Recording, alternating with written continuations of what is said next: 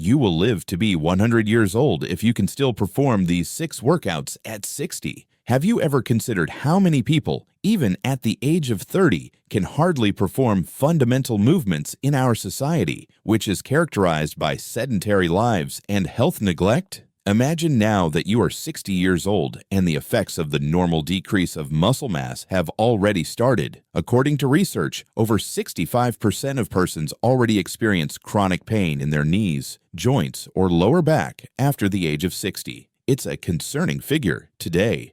You will see 6 exercises that are a good sign that your body is in great shape and that you have a long and healthy life ahead of you if you can still accomplish them after the age of 60. However, before we start, kindly let us know in the comments what your name is and where city you are viewing our content from. The 6th exercise is mountain climbing. Climbing mountains is more than just a cardiovascular workout. It really puts your endurance, core strength, and coordination to the test. It's a positive sign if you're beyond 60 and still able to execute this maneuver correctly.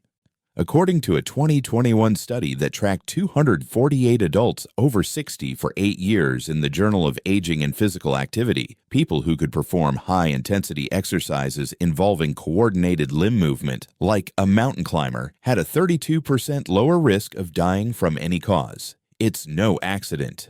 Your core, quadriceps, shoulders, and cardiovascular system are all worked concurrently in this workout, which strengthens the essential muscles for functional independence. The capacity of this exercise to increase dynamic stability is what makes it so beneficial for anyone over 60. Consider it. How many falls occur as a result of someone losing their balance while moving? How many fractures from these falls cause persons to lose their independence? Yes, exactly. Your body is trained by the mountain climber to remain stable even when doing intricate motions. Start in a plank position with your hands aligned underneath your shoulders for proper execution. Maintain a table-like back without lifting your hips. Bring one knee to your chest now, then switch to the other leg and go back to the beginning. Allowing the hips to lift, which makes the exercise resemble an upward climb, is a typical mistake. Forcing the lumbar spine, which results in excessive curvature, is another error. To preserve your back, keep your abdomen tight during the exercise. Start by progressively switching legs for 20 seconds. Take a break and do it 3 times. Increase to 30-40 seconds as your endurance improves, and then steadily work your way up to 1 minute. Variations of the more complex progression include the crossbody mountain climber, which adds rotation and a higher level of core stress by having you raise your knee toward the opposite elbow. Workout 5. Leap rope. There is much more to jump rope than just a straightforward kids activity. It's a remarkable test of musculoskeletal health, cardiorespiratory endurance, and coordination. Believe me, it's fantastic if you can jump rope for at least a minute straight at 60. According to a study that tracked 386 adults aged 60 to 70 for 10 years and was published in the British Journal of Sports Medicine, those who could perform low-impact plyometric exercises like jumping rope had 18% more bone density in their lumbar spine and femur than those who could only walk. Jumping rope is a convenient and portable sport that can be done almost anywhere, which makes it perfect for consistency in addition to combining cardiovascular, bone, and neurological advantages in a single workout. To perform properly, place your hands about hip height on the ends of the rope. The wrists, not the entire arms, should be the primary source of movement. It's best to jump 2 to 3 centimeters above the ground, just enough to allow the rope to pass. Never land on your heels. Instead, land on the front of your feet, letting your ankles, knees, and hips absorb the force like springs. A common error is to jump too high, which wastes more energy and increases impact needlessly. Maintaining rigidity in the body is another common misunderstanding. As natural shock absorbers, your knees should stay slightly flexed during the activity. Start by practicing the technique of delicately jumping and landing on the front of your feet without the need of a rope. Once you're at ease, add the rope and attempt 10 leaps in a row. Take a break and try again. Increase to 20, 30, and finally 60 continuous seconds as your endurance improves. Task 4. pose of the child. Although the child's posture appears straightforward, it has the remarkable capacity to build and show flexibility in the shoulders, hips, and spine. Being able to hold this stance comfortably is a good sign of joint longevity and health for someone over 60. The child's posture is one of the safest and most efficient exercises for releasing strain on the intervertebral discs and relaxing the paravertebral muscles, according to studies by renowned spine specialist Dr. Stuart McGill. He noticed that doing this stance for just 30 seconds, multiple times a day, significantly improved mobility and reduced discomfort in individuals with chronic lower back pain. I also have Carlos, a 65-year-old former athlete who played impact sports for decades and developed serious spine stiffness.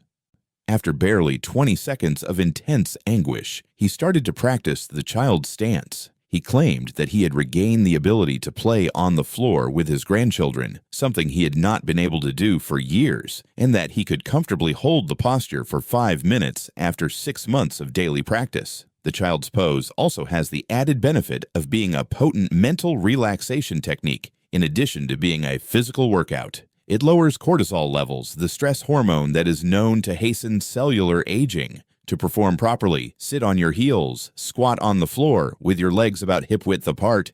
Take a deep inhale and then tilt your chest forward, bringing your forehead toward the floor as you exhale. Place your arms palms up next to your body or extend them out in front of you. Breathe deeply and rhythmically while letting your chest rest between your thighs. One common error is to push the shoulders down, which puts needless strain on the neck. Start by maintaining the posture for 30 seconds while focusing on your breathing. Increase to 1 to 3 minutes progressively over time. Put a soft cushion beneath your knees or between your thighs and calves if you experience knee pain.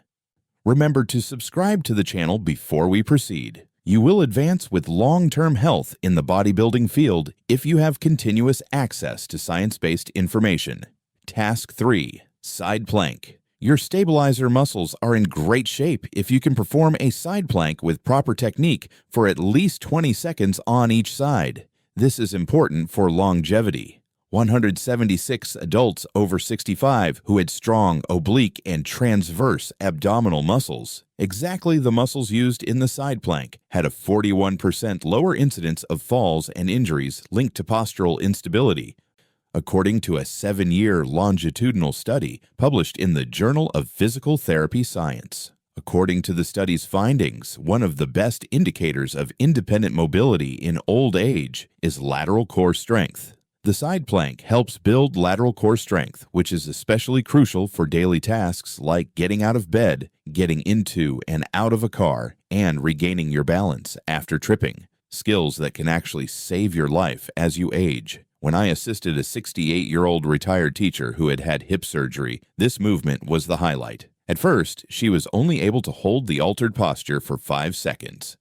In addition to mastering the entire version for 30 seconds on each side after 4 months of diligent practice, her physiotherapist observed a notable improvement in her pelvic stability when walking, which is an important component in avoiding further injuries. To properly perform, lie on your side on the ground. With the elbow positioned just below the shoulder, keep your forearm supported on the ground. Place both of your feet on top of each other. Raise your hips so that your ankles and shoulders form a straight line. Don't let your hips drop toward the floor. Instead, keep your abdomen tight.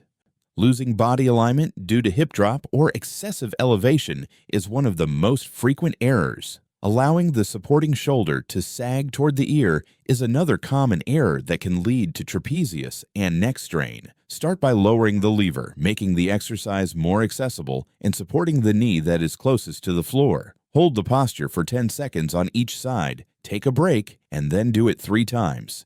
Increase the duration to 20, 30, and finally 45 seconds per side as you gain strength and go on to the version with extended legs. Task 2. Push-up in decline. Exercises like push-ups are fantastic, but decline push-ups are even better. They are not tough for a 30-year-old to perform. If nothing else, it shouldn't be. It's a different matter entirely if you are able to perform them at 60. This exhibits excellent mobility, shoulder stability, and exceptional trunk strength, all of which are markers of physical longevity. According to a 2020 University of Tokyo study, older adults with strong upper bodies had a lower risk of fractures from falls because they could use their arms to absorb the force or possibly prevent the fall altogether. Another Harvard University study, which was published in the American Journal of Preventive Medicine, tracked over 1,100 men for 40 years and found that those who could complete at least 10 push-ups were 96% less likely to develop cardiovascular diseases than those who couldn't.